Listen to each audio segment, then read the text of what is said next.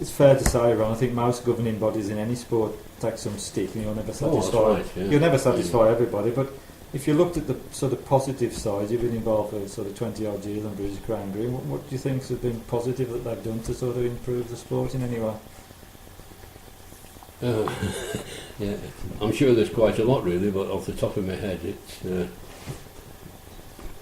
I think there's been change. I mean, obviously there's a referee society has come in more recent years. I mean, years ago I remember playing a county match and the coach driver referee. I mean, they have tried to get a referee society organised and more coaching, as you say. Yeah, they're the two main objects. I think the coaching and referees. A lot of the work done recently is because you mentioned before this rather large grant through the Bowls Alliance. A lot of work that has been done is making the actual British Crown Green fit for purpose is one of those trendy terms now, but it's bringing it in line with what Sports England want a national government organisation to be. Mm-hmm. So there's a lot of work, I think, looking at the constitution, various other policies and procedures that go on within the association. It's kind of stuff that doesn't grab any headlines, and it's quite boring when you get all the papers to read through. But if a government body that hands out rather large grants like £750,000 say, we would like you to reorganise your coaching association from intermediate and advanced coaches, or whatever they're called, to level 1, 2 and 3, it's not just relabeling them, it's actually making it as Sports England, who want to control all the purse strings, is what they want. So a lot of work done lately, since I've been on the committee, is making it the non-trendy, non-sexy aspect of it, which I say is never going to grab any headlines, but it's the kind of thing that you want a national governing body to do. Yeah, we're trying to think that. I think one of the things is the development of the within the Crown Green is each county association has got a development officer, and each development officer has got certain aspects to do, and as we said before about going into schools and encouraging more people to play bowls within their county association. And I think that's one of the most important things that's happened recently. Because they must be doing some good, because every year we've got something like between 5,500 and 6,000 new bowlers come into the game of Crown Green Bowls. So they come as a reason, for a particular reason, whether they've been encouraged for the development officers, there remains to be seen, but I think a lot of them have, to be honest. Well, with those numbers, Ron, you say you've got 5,000 or 6,000 new members coming in. How many members have we lost who perhaps have passed away? I don't know. That's something we don't know. Does anybody actually know, if you had an annual membership, do you know exactly the many there are now? It's all right saying we're issuing 5,000 new cards, but we might be losing 10,000 players packed up. Well, we might, but I doubt it, Mels, to be honest. That's one of the things we can collect. I mean, the British Crown Green sends to every club what's called an NR1 form and an NR1A form. The NR1 is the actual club and green details, which also asks for how many members you've got, and the NR1A form asks for the names of the players. So one of the things the Crown Green is working on is actually a database of, for lack of a better term, active players, and so that's probably going to come online either this year or the early part of next season.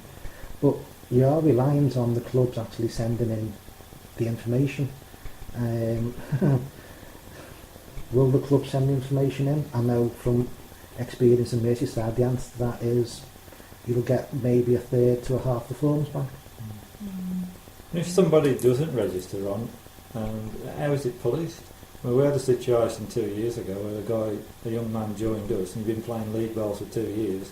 He joined our club and asked him for his membership card, and he said, "What you on about?" He didn't know. Well, do you think that many illegal players who have to be playing? I think a few of the 6,000 perhaps are those type of individuals. But you find now that most leagues require the registered British Crown Green numbers before they allow the members to play. So I don't think there are a lot. What there are a lot of, I think, are social bowlers. that nobody's got any record of No. whatsoever. There's a lot of social bowls about it. And I think we're trying to try and alter the NR1 form to show the competitive bowlers, for want of a better expression, and social bowlers. So we'll have some idea. But as Steve says, half the clubs are not sending them in. Makes it difficult. I mean, you know, this kind of, you play obviously yourself, Ron, and you do, Steve. I mean, have you ever been asked to show your membership card in there? No. No. No. Well, yeah, only by the club secretary, that's all, because it was No, I mean, you know, that's, no. you know, this brought in, a lot of entry forms say state your numbers on, but you could put down on it, I mean, anything you can put, just put down double outside and any number you make up. That's right. Well, Surely, you know, it ain't working, is it? If I still carry my card around, and at the time they were issued, I was also given a Cheshire Light membership card. Alas, that's been lost in the mists of time, but the actual British Crown Green card is still, I still carry that around. I've never ever been asked for my number, apart from somebody who wants to register me for a league or for a club. I know the ladies' side of the game polices this a lot better. But I don't. I think there is ways to tune an actual number on them. So, but, you know. yeah. Well, it's sad that one wonders, well, what was the point of having it in the first place? It's not going to be used correctly, is it? Well, yes, I agree, but seemed a good idea at the time. We need a good database setting up, don't we, really? Yeah, well, that's Which is something something for the very, very near future, I would think that. Yeah. That's one of those things that things that just happen in the background that the Crown Green works on. Yeah. Now we've got quickly. We're trying. People are putting questions on. We're trying to get to them as soon as we can, but on our screen they're going up. So I think Lynn's just going to put one or two more to Ron and Steve. I'm just going to pick out three of the main ones, and Not the polite ones. I'll pick out one of the longer ones first before it disappears. But and it's actually occurred in my own county in Staffordshire, and just your take on this, Ron, really. There's a ruling that a club in the county have introduced regarding a 1-year ban for members who leave their club and to play on the green in one of the leagues for their new club the following season. Do you have an opinion on such a rule? Not particularly, no. But I know it's happened in the past on many occasions. But it's something you can't interfere with, really. I think you can. I think a club can say, if you leave this club, you can't play on this green for 12 months. If it was in their constitution. Yeah. However, I think if you're part of a league and you try and dictate to a team visiting your club what team they can play and what players can't play, I think you're on very shaky ground. Yeah, that's right. As I say, I mean, the point is... Put this way, if it happened in Liverpool and you asked for a scout of that question, you're likely to get a reply that you may turn. Yeah, it's a very short reply. We will just correct it. I mean, it's not a ban.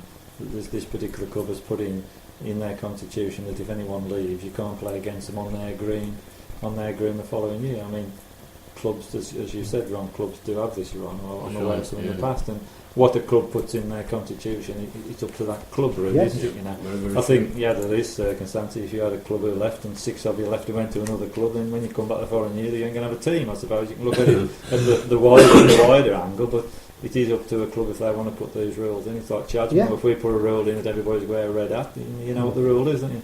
You know, or whatever it is. Don't know where it's come from, though. Yeah, don't know where it's come from. Yeah. So, as I say, I don't. If you agree to be part of a league and if you try and you can't dictate to that league. If the league agree with you, that's fine.